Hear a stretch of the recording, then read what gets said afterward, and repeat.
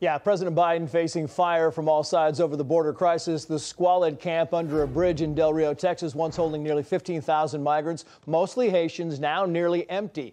Joining us with more on this, Texas Congressman Dan Crenshaw. Congressman, great to have you. I know you listened to the president just moments ago. I was kind of stunned at the very top. He was talking about the border agents, the mounted border agents on patrols, and he was saying things that are absolutely not true. We have looked at this video. Analysts have looked at this video. It did not happen. There were no whips used on these people, and yet you have people in the administration, including the president, continuing to propagate this. And in fact, can we play that? We have that sound. And Congressman, can we just play that sound and then have you react to it, please?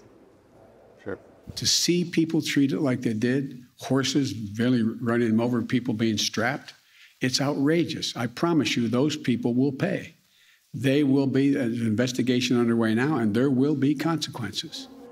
He also said that it was an embarrassment and that it's dangerous and wrong, Congressman.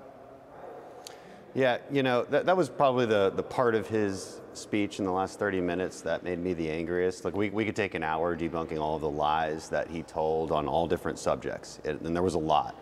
But this one was really egregious. Look, it seems like the only people he wants to hold accountable for the mess at the border is his own border agents for doing their job.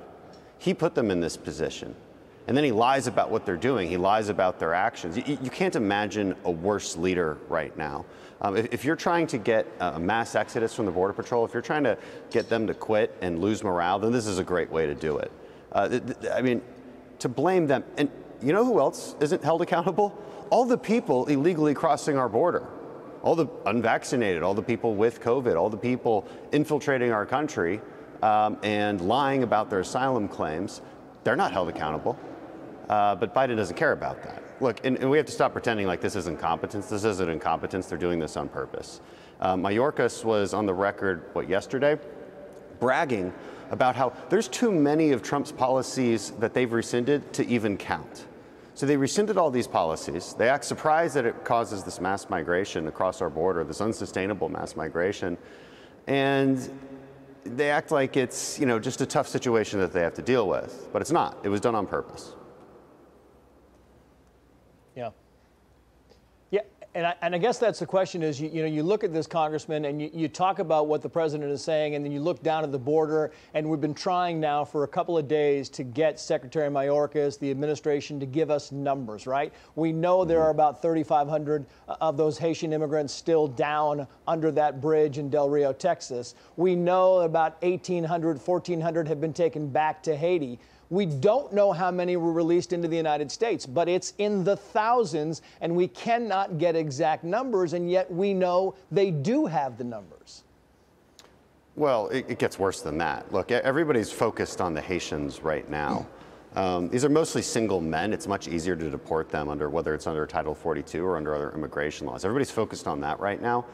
Don't lose sight of the fact that well over 1 million encounters have occurred this year. And they won't give us numbers on how many of them have been released. So that's going to be in the hundreds of thousands, right? And over 1 million, what does that mean? That means the 8th largest city in America. That means a population the size of the 8th largest city in America has infiltrated our country. And this administration doesn't care. It's a dereliction of constitutional duty because he's willingly refusing and deliberately refusing to enforce laws. Congressman, thank you for watching the speech with us and for being the first to react to it. We appreciate you, and we'll be in touch with you soon. Thank you, Congressman. Thank you, sir. Thanks, Dana. Hi, everyone. I'm Brian Kilmeade. I want you to do me a favor. I want you to click to subscribe to the Fox News YouTube page. This is the only way that I know for sure that you're not going to miss any great commentary, any great news bites, any great interviews coming your way on Fox. You can get it all here on YouTube. So subscribe right now.